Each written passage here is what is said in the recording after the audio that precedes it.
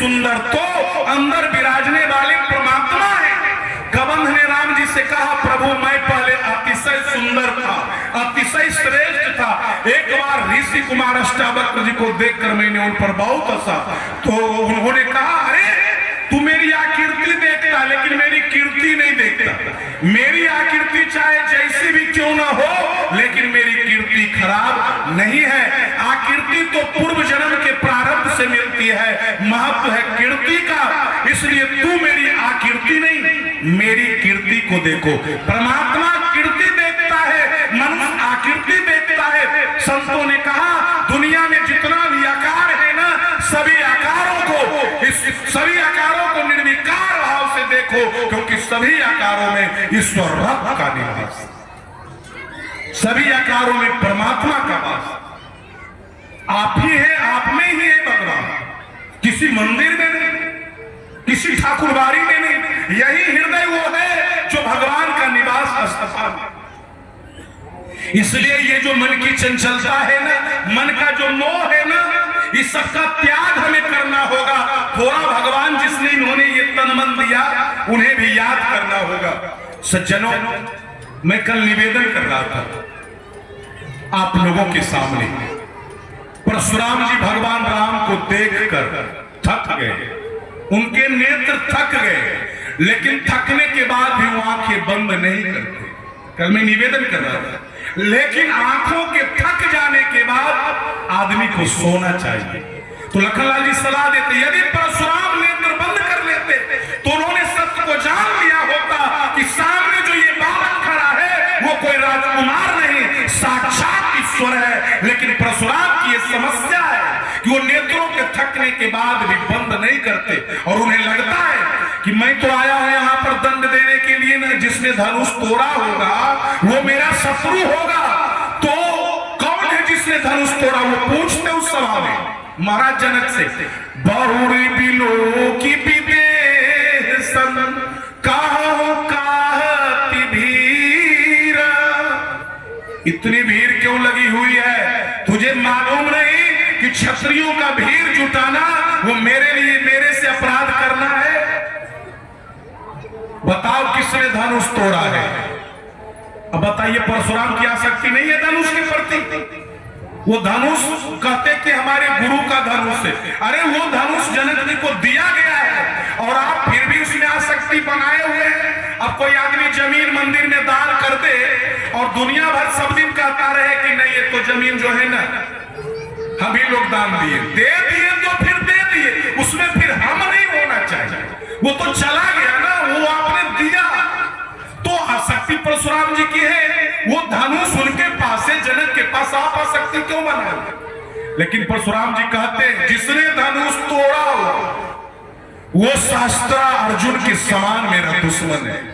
जल्दी बताओ धनुष किसने तोड़ा? नहीं तो नो तुम्हारे जय ही सब राजा, मैं सारे राजाओं का वध करूं।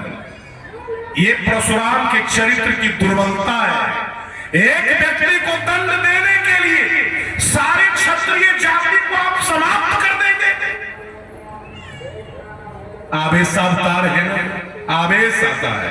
कहते हैं एक क्षत्रिय को दंड देने के लिए सारी क्षत्रिय जाति को मैं समाप्त कर दूं।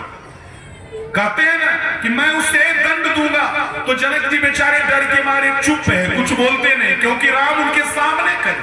जनक जी को लगता है यदि मैंने बताया कि राम ने धनुष तोड़ा है तो परशुराम का फरसा तुरंत चलेगा और राम को दंड देंगे। इसलिए वो बेचारे डर के मारे अति डरू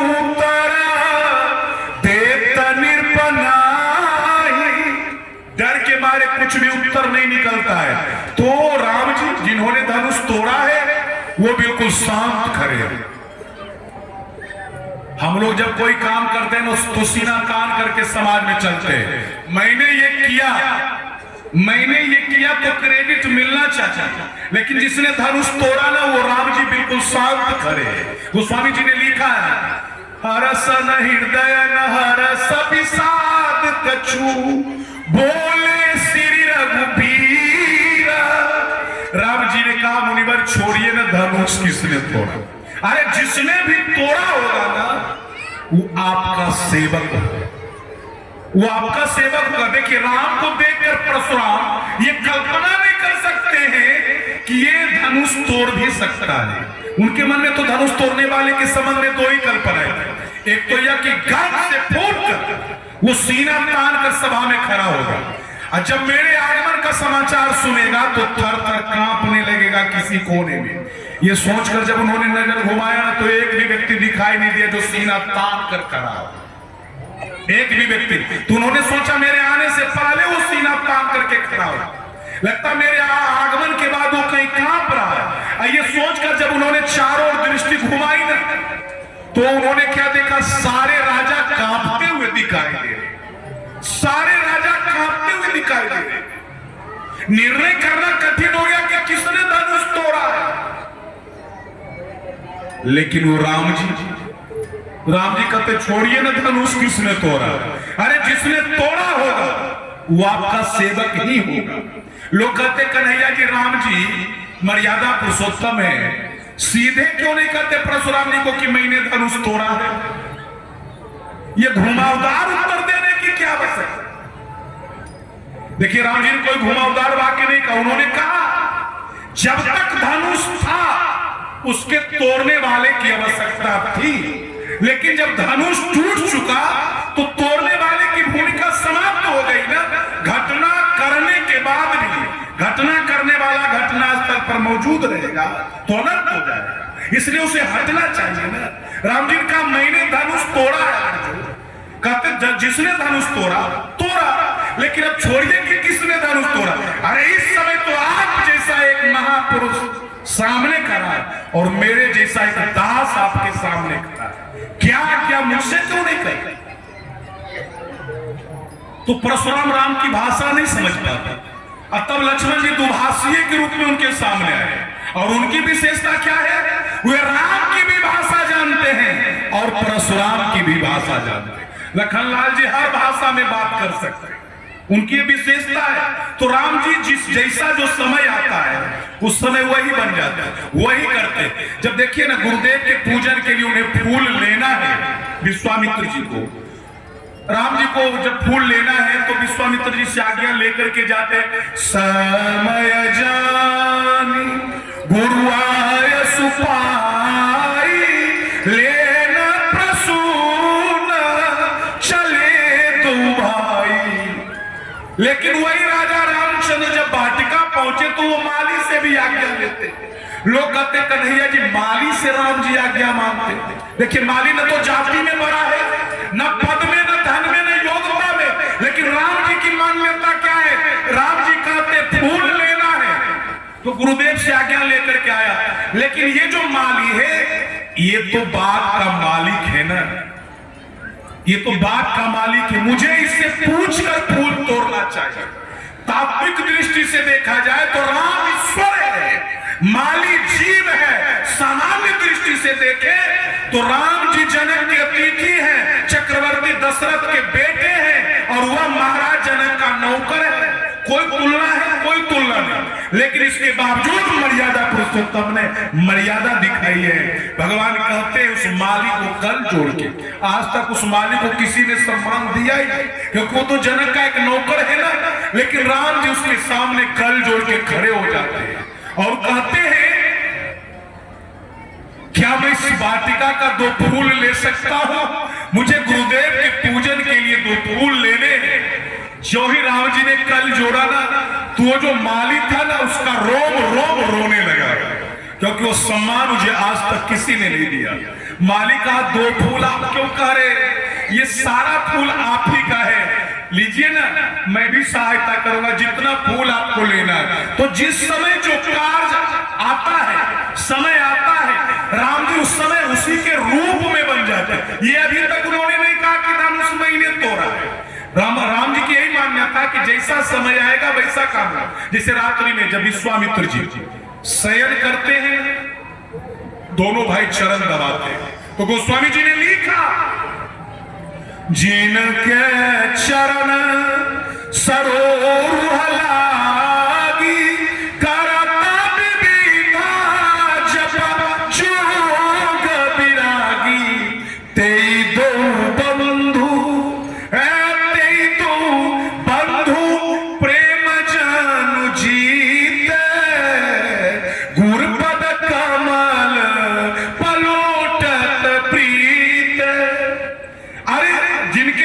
की सेवा के लिए ब्रह्मा विष्णु महेश लालायित रहते। वो राजा रामचंद्र विश्वामित्र जी के चरण दबाते तो विश्वामित्र जी को संकोच होता है, क्योंकि विश्वामित्र जी राम के ईश्वर रक्त को जानते थे। उन्हें मालूम है कि ईश्वर है, ईश्वर समझकर ही मांग लाए थे, दशरथ जी से मांग लाए थे। लेकिन जब वो चरण दाबते तो विश्वामित्र जी मन ही मन राम जी से कहते हैं, हे प्रभु, क्या मैं अपना पैर दबाने के लिए आपको दशरथ जी से मांग लाया हूं? ये ठीक नहीं लगता है। राम जी ने कहा चुपचाप सोए रहिए, मैं हारा हुआ हूं आपसे, और जो हारेगा ना उसे दाव देना होगा। भगवान कृष्ण जब खेल में हार गए ना, दाव देने से कतराने लगे तो श्री दामान उन्हें फटकार दिया, कहा खेलर में को कहा तो गोसैया के अधिकार जनाबतिया को अधिक तुम्हारे है कछु गैया। वो तो लीला पुरुषोत्तम थे ना कृष्ण भगवान, छल प्रपंच जो भी करना होता था वो कर गुजरते थे, लेकिन राम तो मर्यादा पुरुषोत्तम है, तो कहते कि मैं तो हारा हुआ हूं ना। तो विश्वामित्र जी ने कहा कैसे प्रभु, कैसे आप हारे हुए? तो राम जी ने कहा मैंने वरदान दिया था कि मैं चल करके जाऊंगा, मैं चल करके जाऊंगा और मैं रावण का वध करूंगा। लेकिन मैं गया नहीं, आपको चल करके आना पड़ा, चरणों से चल के आना पड़ा मेरे पिताजी के पास, मेरे पिताजी से मुझे मांगना पड़ा, आपके चरणों को कष्ट उठाना पड़ा ना मुनिवर, इसलिए मैं चरण सेवा के द्वारा आपको दाव दे रहा। यही बात परशुराम जी को राम जी कहते, छोड़िए ना धनुष किसने तोड़ा, अरे जिसने भी तोड़ा वो आपका सेवक होगा मुनिवर। तो परशुराम जी कहते अच्छा तो एक बात बताओ, धनुष किसने तोड़ा? तो राम जी को लगा वो अब हमसे आप नहीं समझ सकते, आप उससे समझिएगा जो दोनों भाषा में बात करता है। तो राम जी ने इशारा किया लखन को, और लखन मोर्चा पर आ गए। उन्होंने मोर्चा संभाल लिया, शेषा अवतार लखनलाल जी मोर्चा पर आ गए। ये लखनलाल रामायण के सबसे निर्भीक वक्ता, रामायण के सबसे निर्भीक पात्र, किसी से डरना नहीं, लेकिन राम जी से इतना डरने वाला रामायण में दूसरा कोई नहीं जितना कि लखनलाल जी राम से डरते। मैंने कल कहा था आपको, हमें जीवन में ईश्वर के डर को स्वीकार करना होगा। ये लखनलाल जी जो इतना निर्भीक पात्र है रामायण के, वो राम जी से कितना डरते हैं, कितना डरते हैं जरा देखा जाए। एक सांकेतिक प्रसंग है, जब सीता महारानी, राजा रामचंद्र सीता महारानी लखनलाल वन यात्रा कर रहे थे ना, तो आगे राम लखन बन पाछे, तापस बेस विराजत काछे, उभय बीच सिंह सोहति कैसे, बर्म जीवा बीच माया जैसे। राम जी जब आगे आगे चलते तो उनकी जो चरण रेखा है धूल में बन जाती है, राम जी के चरण रेखा धूल में बन जाती है। तो उनके पीछे सीता जी हैं, सीता महारानी राम जी कोई पति पत्नी थोड़े, अरे वो तो आदि अनादि काल से एक ही है। लेकिन सीता महारानी कितना डर स्वीकार करती है राम जी का, जरा देखिए, चरण चिन्ह बनते जा रहे हैं। तो सीता महारानी अपना एक एक चरण सावधानी के साथ उठा करके रखती है धरती पर, कि कहीं मेरे चरणों के कारण भगवान के चरण चिन्ह जो बनते जा रहे हैं कहीं वो मिट न जाए, मेरे चरणों के कारण वो चरण कहीं मिट न जाए। इतना सीता महारानी राम जी का डर स्वीकार करती है। और उनके पीछे में शेष नाग लखनलाल जी थे। लखनलाल जी तो सीता जी से भी अधिक सावधान है, अधिक डरे हुए, क्योंकि लखनलाल जी को पता है कि मेरे आगे आगे दो दो चरण चिन्ह बनते जा रहे, सीता जी के राम जी की, तो कहीं मेरे चरणों के द्वारा इन दोनों की चरण रेखाएं मिट न जाए। ये डर है लखनलाल जी के मन में राम का, और ये डर आपको सर्वत्र दिखाई देगा। लक्ष्मण जैसा निर्भीक पात्र नहीं, लेकिन राम से इतना डरने वाला भी कोई नहीं। अब बेचारे जनकपुर में लखनलाल जी को जनकपुर देखने की इच्छा है, लेकिन डर के मारे बोलते नहीं। गोस्वामी जी ने लिखा, राम जी कहते हैं विश्वामित्र जी से, लखन हृदय, हे गुरुदेव, लखन हृदय लालसा विषय की, जाई जनक पूरा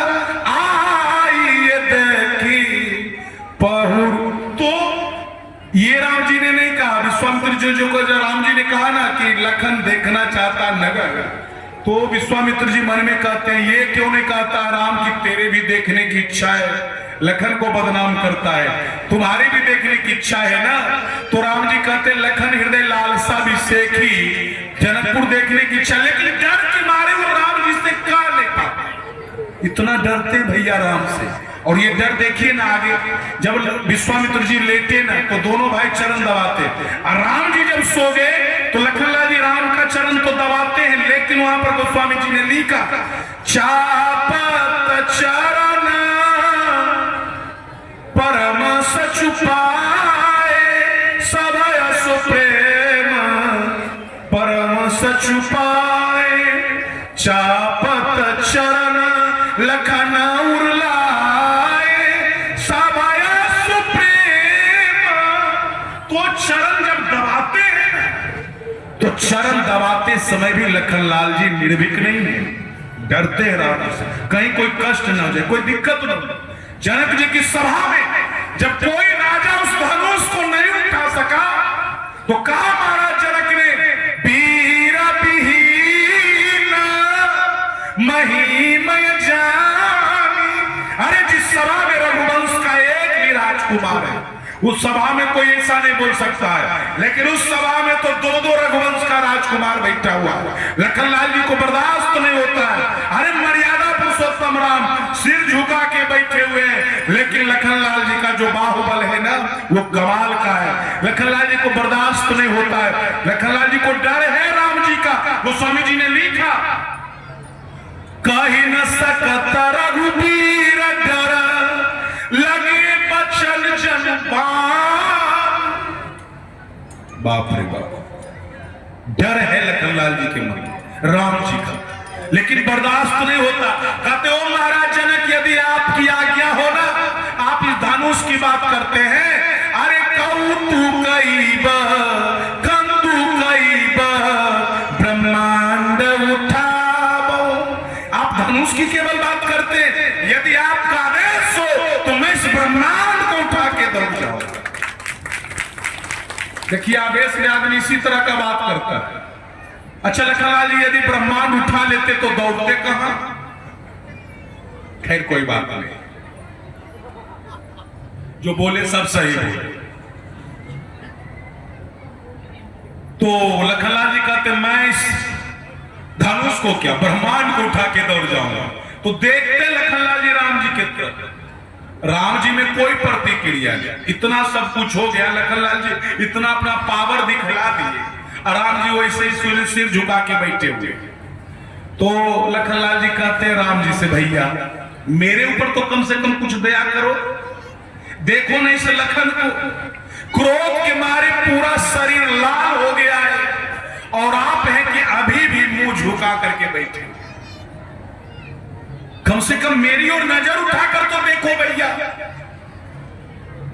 मेरी ओर नजर उठा करके तो देखो।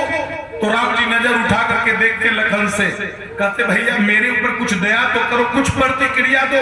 तो राम जी कहते लखन मेरे भाई सूर्योदय होने से पहले, सूर्योदय होने से पहले लालिमा छा जाती है ना, तो मैं तेरे तू मैं यदि सूर्य हूं तो तू इस सूर्य की लाली है, और मैं तेरे ही लाल होने का इंतजार कर रहा था। जब तक लखन लाल नहीं होगा तब तक सूर्य का उदय नहीं हो सकता।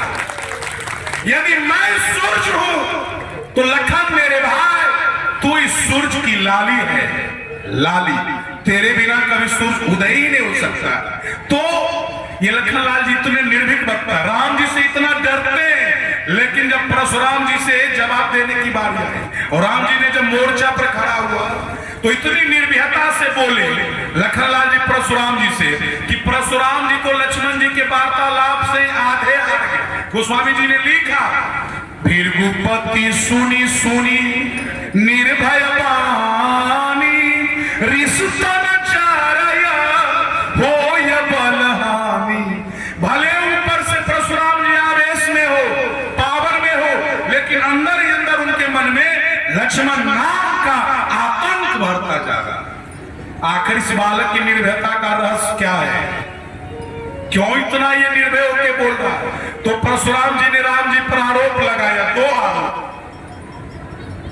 परशुराम जी ने कहा, और राम, तुम स्वयं मर्यादा पुरुषोत्तम हो, तुम स्वयं सज्जन हो, लेकिन तुम में ये सामर्थ्य नहीं है कि तुम दूसरों को सज्जन बना सको। ये आरोप लगाया परशुराम जी। इशारा लखन की ओर था कि कम से कम देखो ना, ये जो तुम्हारा छोटा भाई है, तू सज्जन है, लेकिन तेरा छोटा भाई तेरे कब्जे में नहीं है। उन्होंने आरोप लगा दिया राम जी के ऊपर। अब लखनलाल की 2 प्रतिक्रिया आपको देखने के लिए मिलेगी। पहली प्रतिक्रिया, लखनलाल जी कल जोड़ के कहते हैं, मुनिवर आप कहते कि राम जी सरल है, सुंदर है, सुशील है, तो मुनिवर मैं कहूं एक बात, यदि राम की सरलता आपको इतनी अच्छी लगती है तो आप भी सरल बन जाइए, आप भी सरल बन जाइए, सुशील बन जाइए। और दूसरी प्रतिक्रिया लखनलाल जी कहते, यदि आपको आपका क्रोध प्रिय है, यदि आपका टेढ़ापन आपके लिए ठीक है, तो आपको तो खुश होना चाहिए कि जैसे आप टेढ़े हैं वैसे मैं भी टेढ़ा हूं। आपको तो खुश होना चाहिए। और इतना अनुचित बोलने लगे लखनलाल जी कि जनक जी को कहना पड़ा, मष्ट करहूं अनुचित भल नाही। ज्यादा बोलना ठीक नहीं। जनकपुर वासियों ने भी कह दिया, छोट कुमार खोट बर भारी। जब सभी ने अनुचित कहना प्रारंभ किया तो राम जी ने क्या इशारा किया? राम जी ने बोला नहीं कुछ लखनलाल को, केवल तिरछे नजर से उनकी जो भौहें थी ना, नयना तरेरा, केवल लखनलाल जी की भौहें तिरछे हो गई।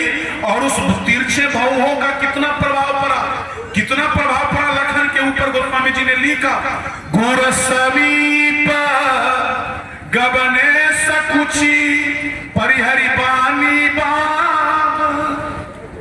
लखनलाल जी अनुचित बोलना बंद करके गुरुजी के पास जाकर के खड़े हो गए।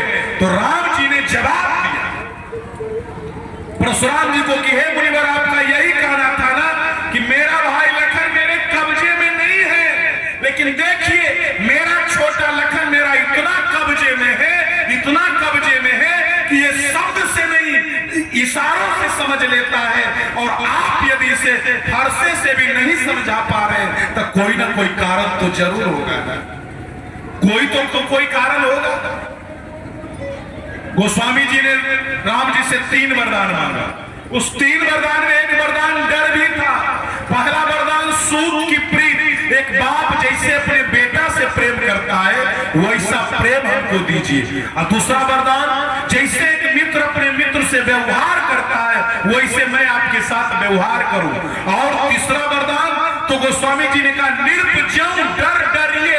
अरे राजा से प्रजा को जितना डर लगता है उतना ही डर मुझे आपसे लगे। तो राम जी ने कहा, तूने डर क्यों मांग लिया, मुझसे डरना क्यों चाहता है? तो तुलसीदास जी ने कहा, प्रभु यदि मेरे हृदय में डर नहीं रहेगा ना तो प्रीति और प्रतीति सुरक्षित नहीं रहेगी, वो भी समाप्त हो जाएगा। इसलिए मुझे डर चाहिए, हमेशा मेरे जीवन में आपका डर बना रहे। तो संतों ने कहा, अरे जिसने इस संसार में, जिसने अपने जीवन में ईश्वर का डर स्वीकार कर लिया, उसे इस संसार में किसी और से डरने की आवश्यकता समाप्त हो जाए। जिसने ईश्वर का डर स्वीकार कर लिया, जिसने अपने जीवन में राम का डर स्वीकार कर दिया, उसे इस संसार में किसी और से डरने की आवश्यकता नहीं रह जाए। लेकिन ये लखनलाल जो है ना, बड़ा निर्भीक पात्र है। राम जी से डरते तो है, लेकिन काल के रूप है ना, 3 काल का वर्णन आया है मानस में। भगवान का बाण काल है, लखनलाल जी काल है, और हनुमान जी महाराज जो है ना, ये कालों के महाकाल के अवतार है, कालन कृपालन के अवतार है हनुमान जी महाराज। ये 3 काल का वर्णन आया है। तो क्या यही काल है, यही काल का रूप है? यमराज काल है, बाण काल है, हनुमान जी काल है, कौन काल है? आखिर काल का स्वरूप क्या है? देखिए लखनलाल जी केवल डरते ने, विरोध भी राम जी का करते। जब राम जी ने कहा, ए लखन जय सायक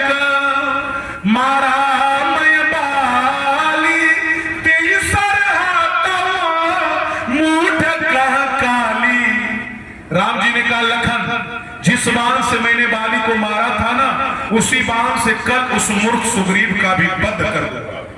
तो लखनलाल जी ने विरोध कर दिया, उन्होंने विरोध जता दिया राम जी का। उन्होंने कहा इसमें मेरा विरोध है। जब राम जी रावण को मारने के लिए चले तो लखन ने विरोध नहीं किया। जब खरदूषण 14,000 सेना लेकर के राम जी से युद्ध करने के लिए आया तो राम जी ने लखन से कहा, हे लखन, राक्षसों की भयानक सेना आ गई है, तू जानकी को लेकर पर्वत की कंदराओं में चले जाओ। ले जानकी जाहू गिरी कंदर, आबानी सिचर काट तू भयंकर। तो लखनलाल जी कहते कि आप अकेले हैं और आप मुझे युद्ध क्षेत्र से हटा रहे हैं, मैं आपको अकेले रहने नहीं दूंगा। लेकिन उन्होंने ऐसा कुछ नहीं कहा, चुपचाप जानकी को लेकर पर्वत की गुफाओं में चले जाते। क्यों? क्योंकि लखनलाल जी को मालूम है इन 14,000 राक्षसों को आपस में लड़ करके ही मरना। उन राक्षसों ने जब भगवान से वरदान मांगा ना, ब्रह्मा जी से तपस्या किया, अब ब्रह्मा जी वरदान देने के लिए आए। अब वरदान मांगा तो क्या मांगा? अमरता चाहिए। अरे जो जन्म लिया उसे मरना पड़ेगा। ब्रह्मा जी ने कहा अमरता का वरदान नहीं मिल सकता, दूसरा वरदान मांगो। तो उसने सोचा अच्छा ठीक है, दिमाग लगाया। उसने कहा ऐसा वरदान दीजिए, हम लोग मरे तो अपनों से लड़ करके मरे। विचित्र वरदान मांगा, मरे तो अपनों से लड़ करके मरे, दूसरा कोई मार न सके। ये वरदान मांगने के पीछे उसका उद्देश्य क्या था? अरे हम लोग आपस में इतना प्रेम करेंगे ना, राक्षस सोचा हम लोग आपस में इतना प्रेम करेंगे कि कभी लड़ेंगे नहीं, और जब लड़ेंगे नहीं तो मरेंगे नहीं। तो ऐसे नहीं अमर हुआ तो ऐसे में अमर हो गया। तो लखनलाल जी को मालूम था कि इन 14,000 राक्षसों को तो आपस में लड़ करके ही मरना है, तो मैं यहां रह करके क्या करूंगा? प्रभु की कीर्ति में बंटवारा हो जाएगा। लोग विजय का आधा श्रेय राम को देंगे, आधा लखन को। राम के विजय में मुझे श्रेय नहीं लेना, इसलिए लखनलाल जी कोई आपत्ति नहीं करते। लेकिन जब राम जी कहते हैं ना, जिस बाण से मैंने बाली को मारा उसी से कल सुग्रीव का वध कर दूंगा, तो उन्होंने विरोध जता दिया, आपत्ति किया। लखनलाल जी ने कहा इसमें मेरा 3 संशोधन है। राम जी ने कहा बताओ। तो पहला संशोधन क्या है? लखनलाल जी ने कहा भैया पहला संशोधन ये है, आप कहते जिस बाण से मैंने बाली को मारा कल उसी बाण से सुग्रीव को मारूंगा। तो मेरा ये कहना है कि बाली बड़ा भाई था तो उसे आपने दंड दिया, बड़ा भाई। सुग्रीव छोटा भाई है तो उसे दंड देने का अधिकार मुझे मिलना चाहिए, छोटे को। दूसरा संशोधन है, आप कहते जिस बाण से बाली को मारा उसी बाण से सुग्रीव को मारूंगा। तो मेरा यह कहना कि मेरे तरकस में जो बाण है वो कब काम में आएगा, इसलिए मैं अपने बाण से मारूंगा। तीसरा संशोधन यह है, आप कहते कि मैं कल मारूंगा, मेरा कहना है कि शुभ कार्य कभी कल पर नहीं डालना चाहिए। अरे जब विचार आवे कर देना चाहिए। हे भैया पिता दशरथ को जिस समय ये विचार आया ना, उसी समय यदि आपको राजा बना देते, राज सौंप देते, तो आज इतना बड़ा अनर्थ ना होता। इसलिए मैं कल नहीं, आज नहीं, अभी जा करके सुग्रीव को मार करके लौटता हूं। राम जी मुस्कुराने लगे। राम जी कहते तू सचमुच में सुग्रीव को मारने के लिए उतावला हो रहा है, तू सचमुच मारने के लिए तैयार है? तब अनुजहि समझावा रघुपति करुणासीबा, भाई दिखाई ले आबहु तात सखा सुग्रीव। राम जी कहते तू सचमुच मारने के लिए उतावले हो रहे हो? तो लखनलाल जी कहते बोलिए ना, तो आप चाहते क्या है? राम जी कहते मैं ये चाहता हूं, देखो लखन, सुग्रीव में 2 बातें थी, वो बड़ा डरपोक था। अरे 2 बातें ये थी कि मुझे राज मिलेगा कि नहीं, और मेरी पत्नी मिलेगी कि नहीं मिलेगी। मैंने दोनों का समाधान कर दिया। अरे बाली का वध करके मैंने उसके डर का समाधान कर दिया, किष्किंधा का राज देकर लोभ का समाधान कर दिया। तो होना तो ये चाहिए था कि वो ठीक से मेरा काम करता, लेकिन भूल गया सीता का पता लगाना। तो डरपोक तो है ही ना, थोड़ा सा जाकर के तुम डरा दो, फिर से वो भक्त बन जाएगा।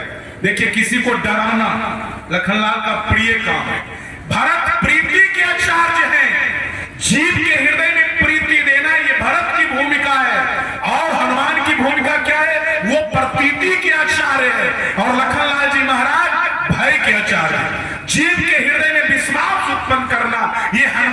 भूमिका है। और जीव को डराते रहना, कभी निर्भय न होने देना, ये लखनलाल की भूमिका है। तो लखनलाल जी कहते हैं, राम जी कहते हैं तो वो डरपोक है ही, थोड़ा सा डरा दो फिर से भक्त बन जाएगा। तो लखनलाल जी चले ना, तो राम जी ने हाथ पकड़ लिया। लखनलाल जी ने कहा अब क्या बात है भैया? तो राम जी कहते हैं जितना वो डरपोक है ना, उतना ही भगोड़ा भी है। उतना भी मत डरा देना कि वो भाग कर कहीं संसार की ओर चला जाए, उतना ही डराना कि वो डर करके मेरे पास आवे। देखिए राम जी ने लखन को एक बंधन में बांध दिया। यदि ईश्वर से डर कर जीव संसार की ओर भाग गया तो ये डर का दुरुपयोग हो गया, और अगर ईश्वर से डर कर जीव ईश्वर की ओर चला गया तो ये डर का सदुपयोग है। इसलिए हे लखन, सुग्रीव को उतना डराना कि वो मेरे पास आवे, उतना भी मत डरा देना कि वो संसार की ओर चला। ये भूमिका है। तो राम जी ने कहा दुनिया वालों से, अरे जब तुझे अपने आप पर गर्व होने लगेगा ना, तो मैं काल तुम्हारे पीछे लगा दूंगा। और काल आकर हमें सचेत करता है, तुम हो भला कौन, क्या है तुम्हारी क्षमता, मैं तेरे पीछे हूं। और पहुंचे न लखनलाल जी सुग्रीव के यहाँ, तो उन्होंने बाण का संधान किया। देखिए ये काल का स्वरूप है। जब लखनलाल जी ने बाण का संधान किया, काल का उग्र रूप जब सामने आता है ना, तो बड़े से बड़ा बुद्धिमान और शक्तिशाली व्यक्ति भी भयभीत होता है। सुग्रीव कांपने लगा जब लखनलाल जी महाराज बाण का संधान किया। तो उसने क्या किया? हनुमान जी की शरण में गया। जब जीवन में काल का भय उपस्थित हो तो व्यक्ति को विश्वास के शरण में जाना चाहिए। हनुमान जी विश्वास के रूप है। वो हनुमान जी से कल जोड़ के कहता है, सुनु हनुमंत संगले तारा, कर बिनती समझाव कुमारा। तुम तारा को लेकर के जाओ और लक्ष्मण जी को किसी प्रकार शांत करो, समझा बुझा करके शांत करो। तो हनुमान जी महाराज विश्वास के रूप में जीवन में जब कभी डर हो, काल का डर उपस्थित हो, तो विश्वास की शरण में जाना चाहिए। जानते एक छोटे से बच्चा जो 2.5 साल का है, 2 साल का है, घर में कितना उत्पात मचाता है, कितना उत्पात मचाता है। लेकिन उस बच्चे को सबसे ज्यादा भरोसा किसके ऊपर होता है? अपनी मां के ऊपर। उतना उत्पात मचाने के बाद उसे सबसे ज्यादा भरोसा अपनी मां के ऊपर होता है। तो एक घर में एक 2 साल का बच्चा था, उत्पात तो मचाता ही था। उस दिन क्या किया, कोई महत्वपूर्ण सामान था, वो ऊपर से उठा के नीचे फेंक दिया। तो मां गुस्से में लाल हो गई और हाथों में छड़ी लेकर के कहती है, अब मैं तुझे इसी छड़ी से पीटूंगी। अब बतलाइए 2 साल का बच्चा क्या करेगा? क्योंकि बच्चा को सबसे ज्यादा भरोसा मां के ऊपर है। लेकिन आज संजोग से उसने वैसा काम बिगाड़ा कि मां गुस्से में आ गई और गुस्से में आकर के कहते 2 साल के बच्चे से, अब मैं तुझे इसी डंडे से पीटूंगी, आंखें लाल करके। तो 2 साल का बच्चा क्या किया जानते हैं? वो जहां खड़ा था वहीं पर खड़ा है, और वो भी अब धीरे धीरे पावर में आने लगा। वो भी पावर में आ रहा है। मां कहते इसी डंडे से पीटूंगी, तो वो जहां था वहीं पर खड़े होकर वो भी बेचारा अपना मौसम बना रहा है। और मौसम बनाया, मूड बनाया, और तुरंत उसने क्या किया जानते हैं? रोना प्रारंभ कर दिया। जहां खड़ा था उसका तो अंतिम वही है, 2 साल का बच्चा तो जहां खड़ा था जोर जोर से रोने लगा। और जब जोर जोर से रोने लगा, रो करके वो भागा, और जानते भागा किधर? मां की ओर भागा भी, तो वो मां की तरफ भागा और दौड़ करके गया गर्मी में, और मां के आंचल में लिपट करके और जोर जोर से रोने लगा। जो ही मां में वो लिपटा ना, तो मां का जो गुस्सा था ना, वो गुस्सा फिर से पानी हो गया, और मां उसे गोद में उठा करके फिर से दुलारने लगी, फिर से पुचकारने लगी। तो ये विश्वास होता है। एक जैसे 2 साल के बच्चे को मां के प्रति विश्वास है। राम जी जब दंडकारण्य में विराजमान थे, तो आदमी का स्वभाव होता है। राम जी जब दंडकारण्य में विराजमान थे, तो उन्होंने अपने तरकस से एक बाण निकाला और बाण को वो धरती में गाड़ने लगे। आदमी मनुष्य और लीला में है ना, आदमी भी देखिए जब बैठेगा तो ठीक से बैठ नहीं सकता, कभी इधर कभी उधर, कभी ऐसे कभी ऐसे। देखिए तपस्या है ना, ये आप लोग नहीं सोचिएगा कि मैं कर रहा हूं, आपको कर रहा हूं ये बात नहीं, सावधान आपको नहीं होना। इतना घंटे से आप बैठे हुए, दर्द तो होता है, अपने दिल से जानिए पराये दिल का हाल, दर्द होता है, कष्ट होता है, लेकिन ये मैं मनुष्य का एक स्वभाव बतला रहा हूं जो राम जी ने वहां पर किया, ये मैं आपको नहीं कह रहा हूं। बेचारे शास्त्री जी को देखिए कभी इधर उधर नहीं होते, काहे नहीं होते? दर्द करे तो पैर पसारिए, आपने तो पसारा 2-4 बार, वो तो मैंने देखा। तो राम जी उस बाण को गाड़ते गाड़ते धरती में गाड़ दिए, धरती में गाड़ दिए ना, और जब उस बाण को धरती से निकाले तो उसके नोक में रक्त लगा हुआ था, उसके नोक में रक्त लगा हुआ था। तो राम जी तो चिंतित हो गए, उन्होंने लखन से कहा, मेरे भाई लखन, अरे धरती के नीचे ऐसा कौन सा जीव था जो मेरे बाणों से आहत हुआ? हे मेरे भाई थोड़ा मिट्टी हटाओ, देखो वो कौन सा जीव था जिसके ऊपर मेरा बाण चुभ गया। तो लखन ने मिट्टी को हटाया, मिट्टी को हटाया तो उसके अंदर से एक मेढक निकला जिसके ऊपर भगवान का बाण चुभ गया था। तो भगवान ने उस मेढक को अपने हाथों पर लिया और उसे भगवान ने पूछा, अरे तेरे ऊपर जब मेरा बाण चुभ रहा था, तेरे ऊपर जब मेरा बाण चुभ रहा था, तो तूने मुझे पुकारा क्यों नहीं? तो मेढक गल जोड़ के कहता है, प्रभु संसार का जब संकट आता है ना तो लोग ईश्वर को पुकारते हैं, जब संसार का संकट आता है तो ईश्वर को पुकारा जाता है, लेकिन मेरे ऊपर तो साक्षात परमात्मा का बाण चुभ रहा था, तो मैं भला किसे पुकारता, मैं किसे पुकारता? इसीलिए मैं चुपचाप सहते चला गया प्रभु। तो ये है विश्वास परमात्मा के कि मैं अब आप ही का हूं, अब आपके द्वारा जो मुझे मिलेगा वो मुझे स्वीकार। भगवान का ये जो बाण जो चूहा उसके शरीर पर, वो क्या है? ये जो भगवान धनुष बाण रखते वो क्या है? गोस्वामी जी ने कहा, देखिए भगवान कृष्ण जब किसी को अपने पास बुलाना चाहते हैं तो मुरली पर स्वर का संधान करते हैं, और जब मर्यादा पुरुषोत्तम राम किसी को बुलाना चाहते हैं तो धनुष पर सर संधान करते हैं। अरे धनुष टेढ़ा है, बाण सीधा है, लेकिन ये टेढ़ापन सीधापन दोनों मिलकर भगवान का कार्य संपन्न करते। ये धनुष बाण क्या है? गोस्वामी जी ने लिखा, लौनी में कार्यकर्ता से मैं कहूंगा कि एक स्टेज इधर बना दीजिए, कुछ महिलाएं ईश्वर होकर के बैठी है, एक आगो प्यास को इधर से बैठा दूं, अरे इधर बैठिए।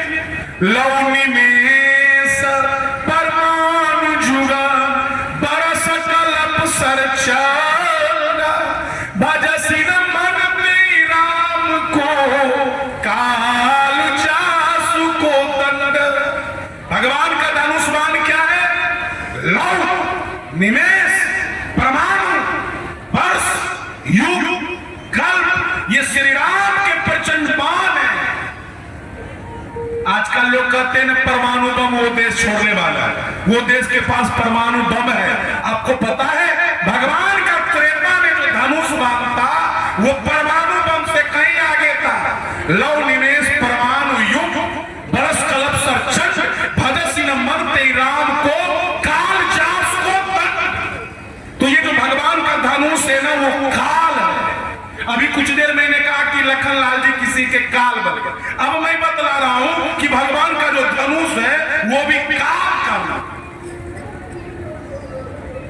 महत्वपूर्ण वो नहीं धनुष, महत्वपूर्ण लखन लाल जी नहीं, महत्वपूर्ण हनुमान जी नहीं, महत्वपूर्ण वह है जो उस काल को प्रेरित करता है, जो उस काल को प्रेरणा देता है किसी के लिए। भगवान राम सीता जी का श्रृंगार कर रहे हैं, श्रृंगार कर रहे हैं ना, तो जन को लगता है ये राजकुमार बड़ा विषयी मालूम पड़ता है। अरे जो अपने पत्नी का ऐसा श्रृंगार कर सकता है वो भला परमात्मा कैसे हो सकता है, ईश्वर कैसे हो सकता है? तो चलो थोड़ा परीक्षा करूं। तो उसने सीता जी के चरणों में चोंच मारा, और जब चोंच मारा ना तो और चोंच मार के चल दिया। भगवान जब देखे सीता चरण चोंच दिभागा मूढ़ मंदा मति कारण कागा। तो राम जी ने जंत के पीछे सीख के बाण का संधान किया। अब जरा देखिए वो सीख क्या है? घास का तिनका। भगवान राम सुई धागा लेकर के गए थे जंगल में, क्या वो एक माला गूंथ रहे थे सीता जी को पहनाने के लिए, और उसी में वो चोंच मार के चला गया। तो भगवान ने उसे दंड देने के लिए उसी सीख का एक धनुष बनाया और उसी का एक बाण बनाया, और उसी सीख के धनुष बाण से भगवान ने जंत के ऊपर बाण का संधान कर दिया। और वो बाण क्या हो गया? प्रेरित मंत्र है, प्रेरित मंत्र ब्रह्म श्रद्धा। वो जो सीख का धनुष बाण था वो ब्रह्म बाण। इसका मतलब भगवान राम ने जो अपने पास पहले से धनुष बाण रखे लोहे के, उस धनुष बाण का प्रयोग नहीं किया। अरे घास के तिनके का धनुष बनाया, उसी का बाण, और उसी को छोड़ दिए और वही ब्रह्म बाण। इसका मतलब न लखन काल है, न हनुमान जी काल है, न भगवान का धनुष बाण काल है। अरे भगवान का संकल्प ही काल, भगवान का जो संकल्प है ना वही काल है। इसीलिए गोस्वामी जी ने कहा मुझे आपसे डर नहीं लगता है। राम जी ने कहा मुझसे डर क्यों नहीं लगता है? तो गोस्वामी जी ने कहा मुझे पता चल गया है कि आप किसके बने हुए हैं। तो राम जी ने कहा मैं किसके बने हुए हूं बताओ। तो गोस्वामी जी ने कहा प्रभु मूर्ति कृपामयी। अरे आपकी जो मूर्ति है ना प्रभु, एक हाथ में आप चक्र लिए हुए हैं और एक हाथ में कमल धारण किए हुए हैं। एक हाथ में चक्र है, एक हाथ में कमल है। चक्र कठोर है, कमल कोमल है, लेकिन वहां तो पत्थर में केवल आकृतियां बनी हुई है। न कमल कोमल है, न चक्र कठोर है। अरे यदि कमल कोमल है तो चक्र भी कोमल है। हे प्रभु आप कृपा के ही बने हुए हो। तो जब भगवान राम सीख के धनुष बाण का संधान किए न जंत के पीछे, तो बेचारा दौड़ा हुआ गया अपने पिता इंद्र के पास। एक बार भी इंद्र ने बचाने का प्रयास नहीं किया। गोस्वामी जी ने लिखा धर निज रूप गयऊ पितु पाही राम विमुख राखा तेहि ना। जंत ने कहा चल भाग, मैं तुझे नहीं रख सकता हूं, क्योंकि वो जो काल है ना वो स्वर्ग में भी चला गया। आप लोग पुण्य कमाकर स्वर्ग जाना चाहते हो ना, पुण्य कमाकर स्वर्ग जाना चाहते हो, लेकिन देखो वो स्वर्ग काल की सत्ता के अधीन है। लोग इसीलिए साधना करते हैं, लोग इसीलिए ध्यान करते हैं कि मरने के बाद उसे स्वर्ग की प्राप्ति हो। लेकिन देखिए वो जो स्वर्ग है वो काल के सत्ता के अधीन है। जंत ने उसे कहा चले जाओ यहां से, तो वो कहां गया? ब्रह्मलोक, शिवलोक, कोई उसे शरण नहीं दिया। इसका मतलब क्या हुआ? ये जो ब्रह्मलोक है, शिवलोक है, ये भी काल के सत्ता के अधीन है। बेचारा वो कांपने लगा, वो काल उसके पीछे लगा हुआ है, लेकिन जानते उसे मारता नहीं, केवल पीछे लगा हुआ, मारता नहीं है। इतने में उसे एक संत मिले, नारद जी। नारद जी ने कहा कहो जयंत कहां भाग रहे, जरा सुनो तो मेरी बात। जयंत ने कहा नारद जी देखते नहीं मेरे पीछे क्या लगा हुआ है? नारद जी ने कहा ये तो भगवान का बाण है। अरे ये तो काल है, ये तेरे पीछे क्यों लगा हुआ है? जयंत ने कहा मारने के लिए। भगवान कहते हैं, नारद जी कहते मारने के लिए, मार नहीं रहा है, इसका तो कुछ अलग अर्थ है। अरे ये बात तुझे ये बताता है तेरे पीछे पीछे चलकर तुम कहीं भी चले जाओ, कहीं भी चले जाओ, तुम्हें कोई बचा नहीं सकता है। इसलिए उनके पास जाओ जिन्होंने इस बाण का संधान किया है, उन्हीं के पास जाकर तुम बच सकते हो। जंत ने काल की सर्वत्र गति देख ली थी, उसे संत की बातों पर भरोसा हुआ, तो डर आया जंत के मन में कि यदि राम जी ने पूछा कि यदि तुझे आना ही था तो तू भागा क्यों, तुम्हें क्या जवाब दूंगा? तो नारद जी जैसा गुरु जो मिल जाए तो क्या दिक्कत? नारद जी कहते कह देना राम जी से मैं भागा नहीं था, मैं दुनिया में घूम घूम कर आपका प्रभाव देख रहा था, मैं भागा नहीं था, प्रभाव देख रहा था। तो गया गुरु से मिल गया शिक्षा दीक्षा, पहुंचा राम जी के तरफ। तो राम जी कहते तुझे जब आना ही था तो भागा क्यों? तो उसने कहा मैं भागा नहीं, सारी दुनिया में घूम घूम कर आपका प्रभाव देख रहा था प्रभु, कि आपका प्रभाव कितनी दूर तक फैला हुआ है। मैंने देख लिया कि आपका प्रभाव सभी जगह है। तो राम जी ने कहा ठीक है, लेकिन तू पास क्यों आ गया लौट के? तो उसने कहा मैंने सुना है दुनिया में आपके बारे में, मैंने सुना है कि आप इतने दीन दयालु हैं, इतने कृपालु हैं कि आप के पास जब कोई लौट के चला आता है ना तो आप उसे क्षमा कर देते हैं। प्रभाव का परिचय दूर से मिलता है, स्वभाव का परिचय नजदीक से मिलता है। तो मैंने जो आपके स्वभाव के बारे में सुना है, आज मैं वही जानने के लिए आया हूं कि आज आप मुझे क्षमा कर पाते हैं। और वास्तव में राम जी ने अपने स्वभाव के अनुसार